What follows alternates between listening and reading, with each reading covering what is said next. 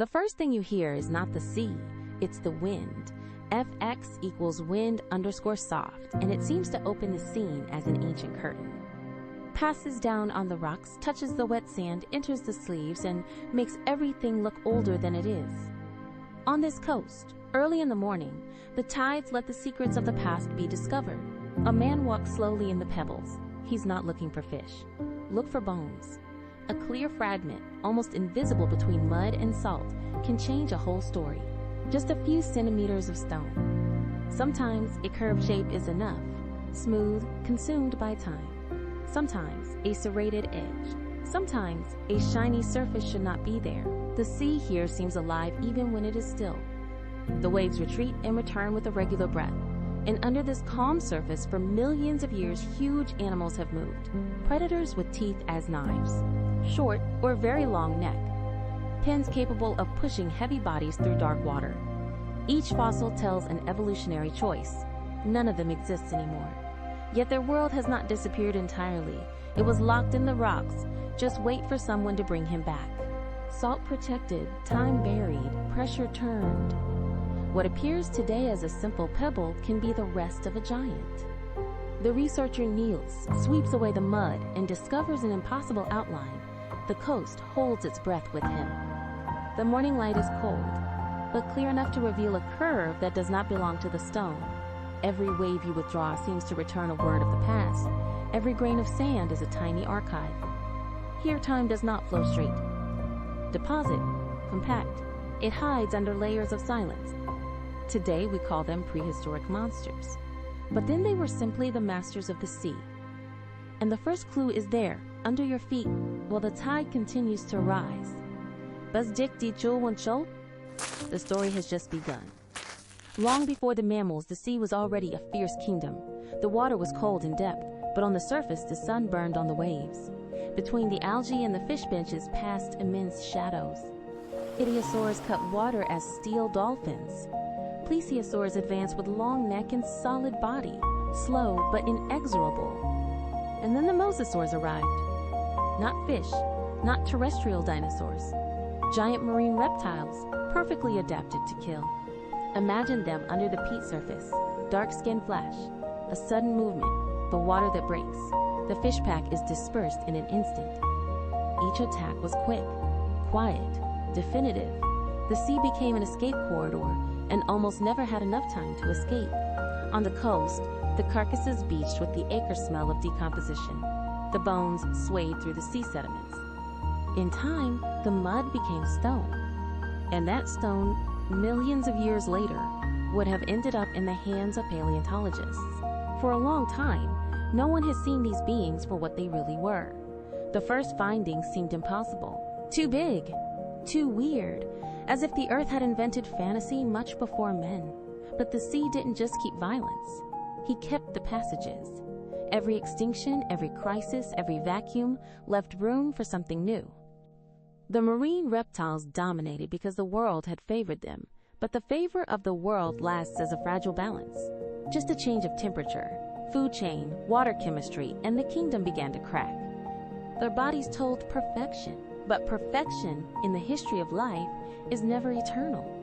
And the biggest change had yet to come. To understand, you have to look deeper and wait for the light to change. Fx ed equals whoosh_transition. Only then can you see what is emerging. Then the sky changed. Light became harder. The air filled with dust and fire. In a geological moment, the whole planet entered into crisis. Feldna, food chains broke one after another. The sea reptiles, so powerful, depended on a fragile balance. When that system collapsed, the teeth were not enough, neither the size nor the speed. The forces that had dominated for millions of years lost their advantage. The waters became more uncertain, less prey, more empty, quieter. The beaches once crowded with life remained marked by bones, dead algae, and dark deposits. The end of Cretaceous extinction not only struck the mainland, he also changed the sea. He left many of the great rulers who had inhabited the oceans for millions of years, and he left behind an almost empty landscape. A huge ocean, but suddenly devoid of its old rulers. But the blanks in nature do not remain empty for long. Between cold currents and muddy bottoms, Smaller and more flexible beings began to move with a new security. Some came from the earth. Others had already adapted to aquatic life. No one seemed destined to reign. Yet just from there, another sea was born. The dust clouds dispersed slowly, but the damage was already written in the rocks. Every surviving evolutionary line carried on the memory of the catastrophe. Time didn't come back. He just changed direction. The future did not come with a roar. He came in silence. Hupper Asas. Hupper Asas, up to an A east, and he just got into the water. In the midst of that void, there were them. Small, easy to ignore. The first mammals of the sea were not huge monsters. They were modest, agile bodies, with an advantage that seemed tiny and instead was decisive. They knew how to adapt. Some were looking for food along the coasts, others were pushing in deeper waters. The legs, once made to run on the earth, began to become fins. The sea of the beginning of the Paleogene was full of possibilities. Wherever there was a free niche, something could have tried. Water could be cruel, but it also rewarded cunning. And the mammals, with their warm bodies and the more flexible brain, were ready to change quickly. They did not yet have the greatness of the future cetaceans. They didn't even have a real story to tell, except that of one attempt after another. But just so it all began, with creatures swimming near the shore, hunting small fish, escaped the predators, and learned. The surface was full of light. Below, the water became dark green. The bottom was cloudy. Each movement raised clouds of sediment. And among those shadows, the sea mammals began to conquer space. Their ears changed, the body stretched, the breath became more strategic. Every detail counted. The coasts offered shelter, but also continuous evidence. Surviving meant knowing how to use every edge of the landscape. What seemed invisible was preparing for the greatest future. No one would call them kings. Not yet. But their time was coming, and the sea would no longer have the same face. Every generation pushed the border a little further. The rear legs were shortened. The bones became lighter. The tail took the place of the past. And the sea, which seemed hostile, became home. Not immediately, not without losses, but with an increasingly clear direction. Some of these animals were still semi-aquatic. They dive and go back to the shore. Others lived almost always in the water. Their body changed not to fight the land, but to belong to the sea. The nostrils, the vertebrae, the teeth, everything reorganized. At the same time, the planet warmed up. The tropical waters extended. The coasts were full of life. There were fish, mollusks, crustaceans. There was food, very food. And where food abounds, the size grows. So little by little, more and more impressive forms appeared. The first cetaceans were still strange, almost unrecognizable. They have names that seem out of a hidden page of nature: Pakicetus, Ambulocetus, Basilosaurus. But behind those names, there is a concrete reality: an animal walking, then swimming. Another swims better, then almost doesn't walk anymore. Another one who has already lost the earth. Every passage was a threshold, every threshold a jump into the dark. The sea was not simply welcoming the mammals. He was turning them. With salt, pressure, hunting, and continuous movement, he was redesigning their bodies. And when a body changes enough, destiny also changes. The story of life here is not a line. It is a current that takes shape while flowing. May Bapin Shimad. Then the giants arrived. Not as giant as we imagine them today, but big enough to change everything. Long basilosaurs like buses, predators with powerful jaws, capable of crossing the ocean as living arrows. The seas of the world filled with new masters. Every tract of water became territory, every migration a test of strength. Around them, the water was full of life: fish packs, marine turtles, ancient shark, and other evolving cetaceans, each with his body, his strategy, his way of resisting. It was a perfect race, a long contest without witnesses, and every winner was only temporary. At night, the sea looked black as ink. Only the reflection of the moon broke the surface. But below, the bodies moved the same. They were looking for temperature, food, direction. Sound became more important than sight. The ocean was a world of vibrations, shocks, distant calls, a universe that rewarded hearing, memory, coordination. Mammals learned to feel the sea differently, to read the depth, chase, to communicate, to live in group or alone. Every species found their place in the great liquid space that had opened before her. Some became faster, more robust, others even smarter or more suitable for deep water hunting. And for the first time, the sea no longer belonged to reptiles. It belonged to hot-blooded creatures, born to change again. But the history of the domain never remains. And when a world seems stable, that's when it starts to tremble. The surface is calm only for those who do not see what moves below. Make it ace. The climate never remains the same. The seas rise, lower, cool, retreat. The currents change, the boundaries move.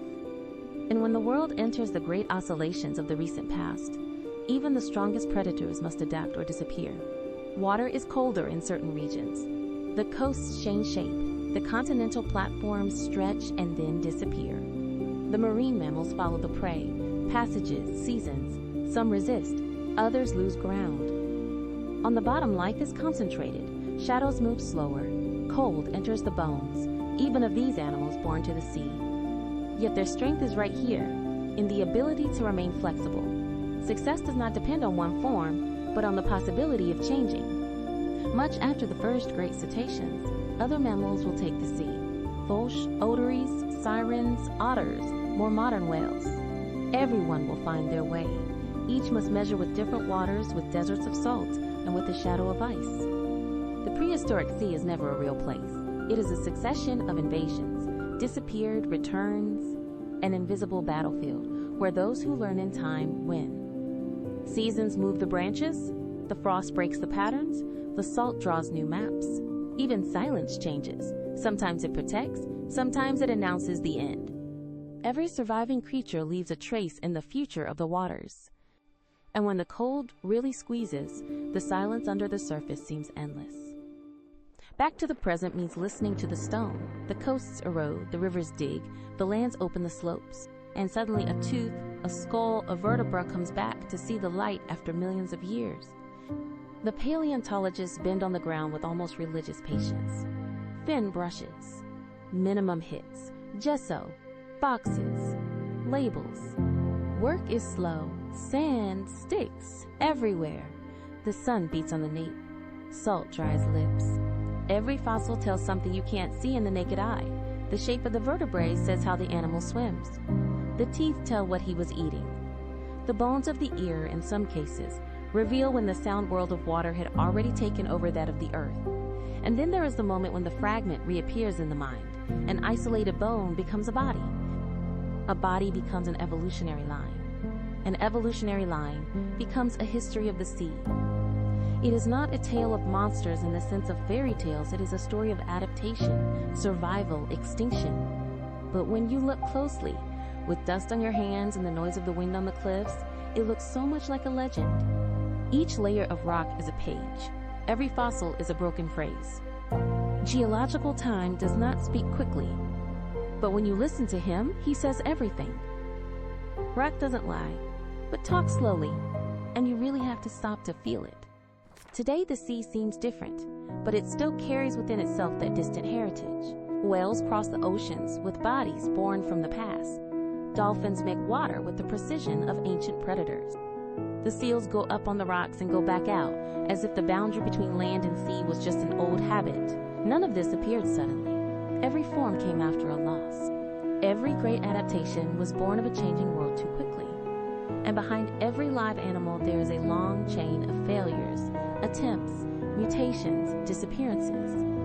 When the sun falls on the port or on the beach and the water becomes dark, it is easy to forget how ancient this movement is. The waves that break today are the same, in a way, that have seen emerge and disappear entire kingdoms of creatures. Prehistoric monsters have not remained in the sea. They stayed in our way of looking at him, in the suspicion that under the surface there is always something bigger, in the charm for what survives the changes of the planet.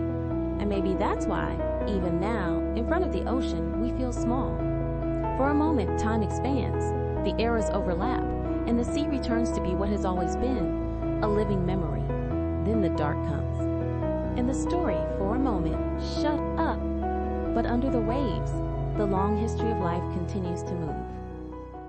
In this documentary, the following works and research institutions have been used as main historical sources. The reconstruction follows the thread of the great evolutionary transitions documented by modern paleontology.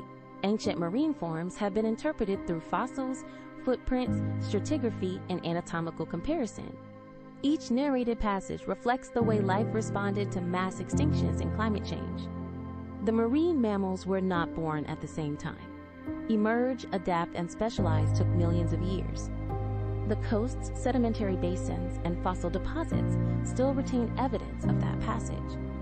The great predators of the prehistoric sea were not only symbols of power, they were also the result of precarious environmental balances. The primitive cetaceans show how a terrestrial body can transform itself to become almost entirely aquatic. Contemporary research connects anatomy, genetics, and geology to rebuild this story. International scientific institutions continue to compare new findings and old hypotheses. Each fossil adds a detail. Every detail corrects a map of the past. This is a story built with patience, confrontation, and verification. This is why it remains open, ready to welcome new discoveries. The main works and institutions of reference include Neil Shubin, Your Inner Fish, A Journey into the 3.5 billion year history of the human body; Carl Zimmer, At the Water's Edge, Fish with Fingers, Whales with Legs, and How Life Came Ashore but Then Went Back to Sea; Philip D. Gingerich, The Whale's Tale, Fossils and the Story of Life; J.G.M. Thewison, The Walking Whales, From Land to Water in 8 Million Years; National Museum of Natural History, Smithsonian Institution; Natural History Museum, London; Max Planck Institute of Animal Behavior; Proceedings of the National Academy of Sciences; Journal of Vertebrate Paleontology; Nature,